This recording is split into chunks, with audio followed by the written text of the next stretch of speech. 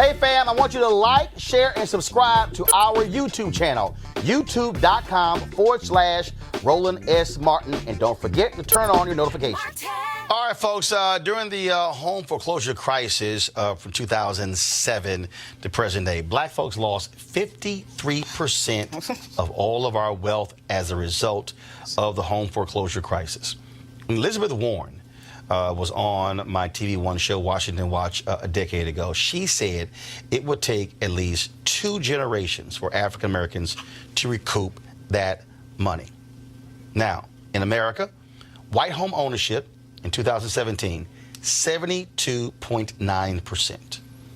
Black home ownership dropped to 43% in 2017. And of course, I believe the high rate, even though we say that it wasn't from a high of 50% in 2004, actually, I believe the highest we got to black home ownership rate was around 60.2. It was not that high. And so I've seen different studies there. So the question is, where do we stand now? Now, here's the piece. When you talk about building wealth, you talk about what can you pass on, Americans historically has been about housing. Now, let's look at, again, household wealth. The average white family, $162,800. Average black family, $16,300. When you look at the period of 2007 to 2017, the reality is African Americans, white folks lost a smaller percentage of wealth than anybody else. Then it was Asian, Latinos, African Americans lost more than anybody else. And so for many of us, our only asset is at home. And also, let's talk about small business loans. 2014, the Wall Street Journal did an article that said that in 2013, $23.09 billion in small business loans were handed out. African Americans got $385 million of that $23.09 billion. Now, I gave the Obama administration hell over that to say what were they going to do to actually improve those numbers. Why did that matter? Because for those black businesses who were applying for loans, only thing they had as collateral was their home. Right. So no home, no loan, no business. How major is this? The home foreclosure crisis essentially wiped out the gains achieved since the 1968 Fair Housing Act. That, folks, gives you an understanding of what's going on. The Urban Institute think tank has been studying this phenomenon, and joining us right now is Alanna McCargo, Vice President of Housing Finance Policy at the Urban Institute. And so, Alanna, what exactly caused this? Was it a function of, and we've heard this, black folks being forced into subprime mortgages, or was it a function of just simply a housing bubble that just impacted everybody? It's multifaceted, so it's not just one of those things. It's a little bit of both of those things. There is, I mean, it's a tragic story, actually. The run-up to the foreclosure crisis was a period of incredible gains in homeownership for Black and Latino families. A lot of that was also happening at the same time that home prices were on the rise, and people were buying at the height of the market. And when you look at sort of what was going on in 2004, 5, and 6, there was a great deal of toxic mortgage product that was in the system that was being targeted towards communities of color. Predatory lending practices that were in place, and people getting loans at much higher rates than white families, black families making the same income in very similar situations, getting into products that were incredibly toxic. So when you look at the combination of bad products and the rising home prices that were happening at that time, people were buying at the height of the market. Really, black and brown people buying housing at the exact wrong time in the market, bubble busts, and the biggest impact has been seen in those communities. And what we also have seen as a result, first of all, if we remember 2007, all we heard was toxic assets, toxic assets. They were talking about homes. Then when the bank bailout came, those banks used that money to shore up their bottom line, and then they held onto those homes. Mm-hmm. And then said, oh, opportunity. We're just going to hold on to these things when the economy gets better. Then you had banks partnering with hedge funds. So all of a sudden, you had these hedge funds buying up blocks of 25,000 homes in Arizona and other places. So you now have a whole bunch of people who have been forced to be renters. And there are people who actually want to be first-time home buyers who can't compete with hedge funds buying up thousands upon thousands of homes. Yeah. And so in the period, the 15 years after the crisis, black homeownership rate has declined. You mentioned it. It's right around 42% now, right where it was 50 years ago when the Fair Housing Act was passed. The dynamic that we saw with institutional investors and all of those that were kind of impacted by this, the banks, of course, were involved, was that there were many people being removed from their homes during this foreclosure period, and then all of a sudden you had a different problem, which was a lot of empty homes that were becoming, unattractive, blighting neighborhoods, vacancies, and then you had a lot of investment come in and buy those properties that were not repurchased by people that were going to live in them. You have a lot of property that became single-family rental, for example, and those homes, to your point, became rental assets versus being available for people to re-enter home ownership on. So I'm reading this piece here that says, according to the Census Bureau data, black home ownership peaked at 49.1%. That's actually a little higher than the statistics we have. In about 2004, the this was from the census report. Yeah, so it depends on which variation of the census you looked at and when you looked at it, but the highest it got was around 47% in 2004. So black home ownership has never gotten above 50%. That's correct. Wow. And so the question now we have a different situation, massive student loan debt. You've got folks who are saying, I will never be able to own a home. What then does that do to black folks in the future? So we truly are, and you mentioned the generational crisis. We have so many black families and households that have lost wealth over the last several decades. You have millennials and people who should be of home buying age now not buying, delaying home ownership, and not entering and building up that asset base for their household financial wealth. And it's having a ripple effect. Black home ownership is the disproportionate largest part of black wealth building in this country. It always has been. It is for whites as well. It's a big part of a white portfolio as well. But it's important to just understand that as these declines continue, and right now blacks are having the worst recovery since the crisis. Hispanic homeownership's on the rise now. Every other race is seeing rising homeownership rates since the crisis, and black homeownership rate, is continuing to be to see declines or stay stagnant. There's a lot of reasons for that.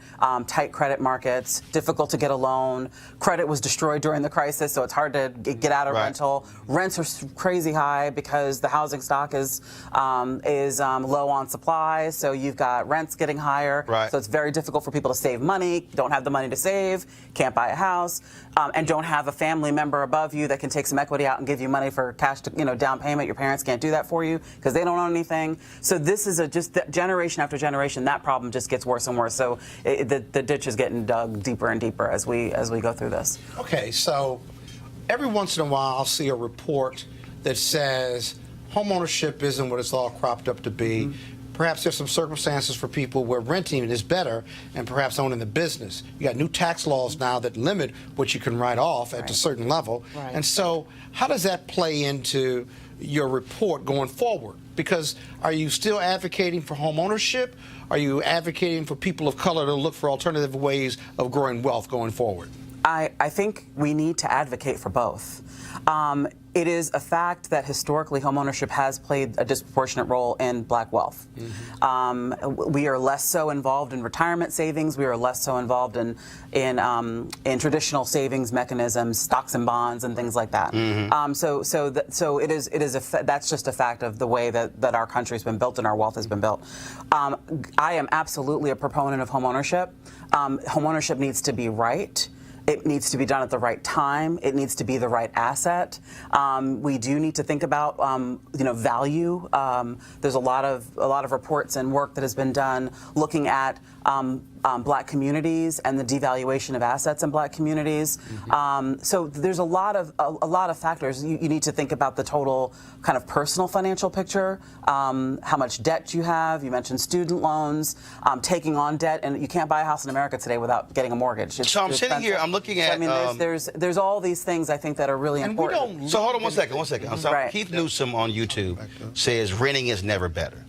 Renting is never better, and this is where even when it's really low. But this is where I disagree. So for instance, so I moved to DC 2010, and because of this business, you don't really have, contracts. I mean, that thing. No, seriously, it's year to year. You also don't understand. You don't know what the next opportunity was. So when I moved here, we were still in that crisis mode, and I could have said, okay, sure, let me buy a house. But then again, what happens if a year or two, and all of a sudden now I'm going to move to another city? So now I'm trying to sell it, and I'm somewhere else. And then what if I can't unload it?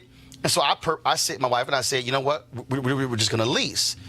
Because for us, the value of leasing was, if it's up, we can get out of it, pack our stuff up, and move, pay a penalty. As opposed to, now I'm trying to go somewhere else, pay a down payment, trying to sell it. I might have to rent it. Now I'm a landlord. And so, but because, and the other piece is, to your point about the asset, I own my home in Dallas. Because I own it, my sister and her kids were able to move into it. Then when my parents retired, they were able to move into it. So I have now an asset that was bought for $122,000. That's now the property value is now $185,000. But I got 2 generations in my family who are living rent free, which now makes it easy for my family. And so we have to think about the home in a different way than just, well, it's just me. Now it's a generational thing to be able to help somebody, and that again, as an asset that you can actually, again, and if I decide, let's say 10, 15 years from now, let's say my parents are 72, and when the Lord brings them home, I then still have a place that I can move into, and I only have to pay property taxes because the house is paid off. Yep. And so again, it's thinking about the home differently. Right. That's exactly right. And listen, and it is a fact that renting there is definitely a need to have affordable rental, and there are definitely circumstances. Homeownership is not for everybody.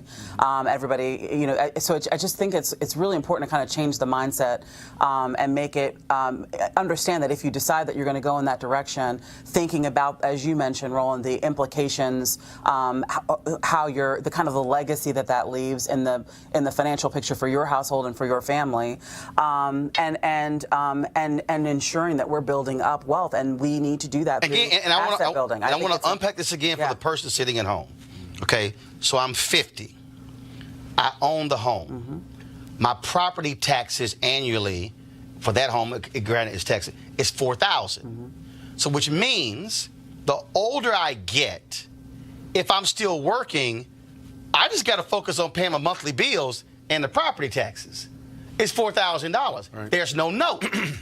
The problem for a lot of us is that we're going to get older. We're still going to be paying rent on homes that might be $1,000, $1,200, and so now that impacts the job that we have, because we're going to have that job that makes a lot more money. And so I just want us to be thinking. I know people are saying, I'm not even thinking about owning a home, but no. We have to be thinking, when I turn 50 and 60 and 70, I might have a part-time job. That's paying the taxes. I'm good. Right. And also, and I'll just mention too, the stability. Your rent can change and go up every single year. Immediately. You can be asked to leave because the owner of that home wants to sell it or do something different. Owners own. Renters have no power. And that creates a system of instability when you're just renting. That it really is a different dynamic when you're owning, and I think that's an important ownership piece. My family's got 2 properties that we own that are paid off, and the best thing about the ownership piece is controlling other people's rent. Absolutely, absolutely. Basically, what's happening is you get to control, you know, the people who come into those properties. Yep. And now with Airbnb involved in things, That's a lot of money too. Airbnb. Yeah. This covers real quick, real That quick, whole real quick. control piece too. Black people, our people of color, don't leave anything to our future generations. And I know we don't have time to get into that, but insurance products and other products beyond the house, we ought to be doing a better job at that. And that gets to this absolutely to the second point, which is homeownership should not be the only way that we're building wealth. Precisely. And you mentioned business ownership and the need to continue to build on that and make those opportunities available. But basic retirement savings, traditional savings, getting into investing, all of those things absolutely are equally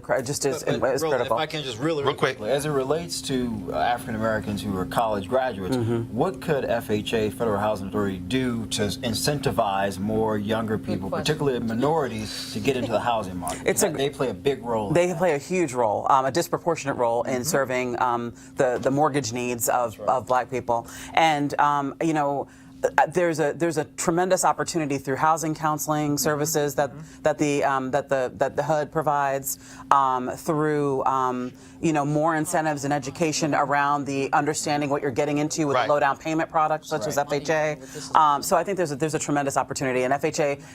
Can I just mention this, Roland? We need FHA to be healthy. We need it to be a viable system. It critically needs funding right now. The program is down some parts of the year. I mean, the HUD funding for the FHA program is a critical piece that we strongly believe, and all the research supports, needs to be modernized and continue to be invested in and appropriated for. And last point, real simple. Again, how you think about it differently. If you choose to look at the house as an asset, don't necessarily look at it as you buying it yourself. No, you can join with somebody else. Right. Both of you put the down payment together to purchase the home. Exactly. Again, I just for me, the most important thing that I told my financial advisor when I moved to Chicago, she said, "Are you going to sell your home in Dallas?" I was like, "Hell no." She's like, "Why?" I said, "I talk too much trash on TV to ever be homeless." Sure. I said, "No, I did." I told her, I said, by having that home and owning it, if whatever happens, I will always have a place that I can go back and I own. I can move in, 4-bedroom, 2,500 square feet. I'll be just fine. Right. And I'm not. And so it's a different mindset. It's giving me total, but it's giving me. And look, I had to file for bankruptcy. I almost lost the home through foreclosure. But it gives me peace of mind knowing full well that as I get older, I can move back to Texas and I own the home, and I'm not like my parents were when they retired, who moved out of a home, who moved into an apartment, this really small apartment, and were like, okay, we're about to retire. Let's move into a smaller apartment. And I was like, what the hell smaller than this? And that's when I said, well, why don't I just pack up from Houston and move to Dallas and live in my house there? My dad was like, hold up, we can live rent free? He said, hell, I'll take care of the house and keep it together. And 2 months later, they were gone. Yeah. But again, it's just thinking a little bit different. It is a different mindset. And one last thing, we just recently did a study that talks about that exact thing, which is sustaining homeownership. And Black people, the statistics are just incredible, will buy a first home, sell it, and become renters at multiples more than white people do this. You're making an important point, and again, it's a change of mindset. When you get into homeownership, you need to be thinking about it differently. You need to be thinking about how this asset will appreciate, and how it might be, how it could bring you retirement security, all kinds of things that may be there, and that is just not the mindset people have. So they're more likely to sell that house in Dallas, move into a rental, not have that asset anymore, and then the next time you buy, you're going to buy a more expensive home, probably have more debt burden, and you're really hurting and harming your household wealth. And let me say this, because this is the final point here, because I had somebody again who said, must be nice to be you, Roland. Let me be real clear. Uh-oh, here we go. No. Let me be real clear. 2000 Democratic National Convention, the night Al Gore accepted the nomination in Los Angeles, my appendix ruptured. I spent 5 days in the hospital in Los Angeles, 29 years old, didn't have health care because of the previous job, because COBRA was way too high, okay? Lost the lease of my car as well, car got picked up. Had almost $100,000 in debt because most of that was health care costs. Filed for bankruptcy in order to actually save my home by going into bankruptcy. Paid all that off, praise the Lord, because I was able to get jobs later on. The point I'm making is don't think for a second that, oh, boy, you've had this great high income life. No. That was reality, filing for bankruptcy in 2004, because it was precipitated when they said we could foreclose your home. I understood, again, having that asset. And so when I began to make more money, I said, I'm going to pay. My financial advisor said, we're going to invest the money. I said, no, I'm going to pay the house off. Because no matter what, I have a place to live. My family has a place to live as well. And so we need to be thinking differently and having different conversations. And here's the last point, and this is critically important. Yes, I've lived in 10,000 square foot houses and moved down to a 5,000 square foot house and got no problem moving to a 2,500 square foot house. Right. Because see, by adjusting your lifestyle, by changing that, I drive a Lincoln Navigator. It's 2008. It's paid off. My wife's Equinox, paid off. Why? Because the idea of not being in debt. Right. Debt is like having, I call them invisible shackles. And so again, how we live our lives determines what happens next. I just want a lot of us to understand that. So when we start having these conversations, we should be talking about lifestyles, how we live, quality of life later in life. And let me tell you something, I don't give a damn about the Joneses or nobody else. I don't care what nobody think, because when I had a Toyota Corolla, I ain't give a damn what none of y'all thought. I would drive that Corolla because you know what? It was paid for. And I didn't care what anybody else thought. And I was making $50,000 a year doing radio, but the point is, it was paid off. For a lot of us, it's also mindset, and we got to be real honest.